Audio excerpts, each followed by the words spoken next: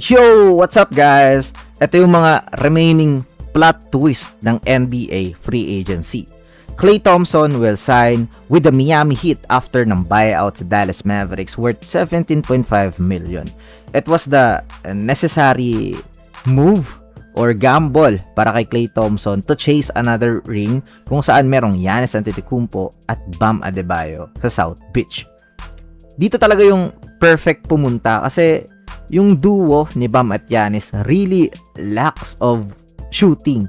So, yung arrival ni Klay Thompson is magkakaroon ng balance yung roster nila. Tsaka, sure ball talagang magagamit siya. Which is, ganun din yung gusto ni Klay na makapaglaro pa siya sa kanyang remaining years in the league. Kahit sino naman siguro gustong maglaro pa rin kung kayo rin yung nasa sitwasyon niya. Alam nating nawala na yung kanyang pagiging elite perimeter wing defender. Grabe nga nung prime niya. Nako-cover niya yung perimeter with Steph Curry, diba? Ganun ka-impressive yung defense ni Klay Thompson. Pero at 36 years old, syempre, gets naman natin yan na wala rin. Kaso yung shooting is andyan at andyan pa rin yan. Hindi to puputok ng mga big time games. Matik yan sa atin na he will explode on any given night. Hindi ma-erase yung kanyang pagiging pure, unadulterated perimeter shooting, holding the record for 14 3-pointers in a single game isn't an accident. Presence pa lang niya is enough para sa Miami Heat to have different schemes and yung reputation nila mag-iiba. Hindi siya yung sagot talaga sa team pero yung chance nila is mas tumaas. Next, DeMar DeRozan is signing with the Denver Nuggets. After losing Peyton Watson, meron namang kapalit na quality. Though, hindi mo matatawaran or ibang klase talaga yung defense ni Watson, is mapaparelieve ka pa rin kahit papaano dahil yung depth nyo is hindi masyadong nasaktan. Tapos, hindi rin masakit sa financial flexibility kasi 3.9 million signing. Si Peyton Watson kasi asking 20 to 25 million. Tsaka, may spot talaga si DeMar dito sa roster after hindi mag-produce sa expectation natin si Cam Johnson.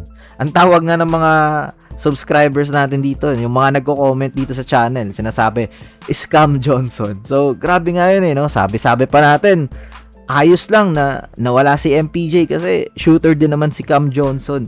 Pero mas grabe si MPJ sa Brooklyn Nets. Siya yung may pinakamataas na percentage sa buong NBA sa mga open shots last season.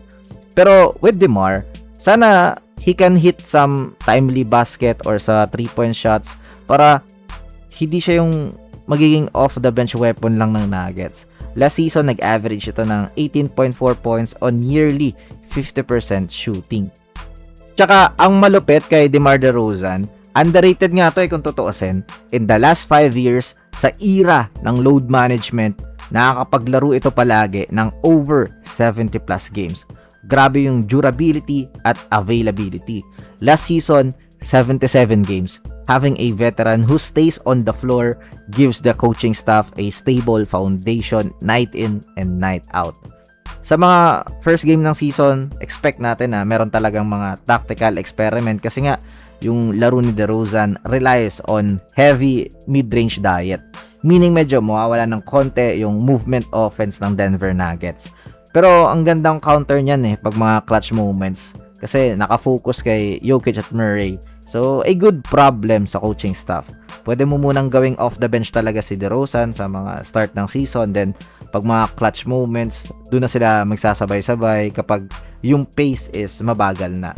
And that's all for this video. Ayos ba para kay Klay Thompson yung pagpunta niya sa Miami Heat? And what do you think sa chances ng Denver Nuggets with DeMar DeRozan? Let me know all your thoughts in the comment section below. I will now step back. Bye-bye!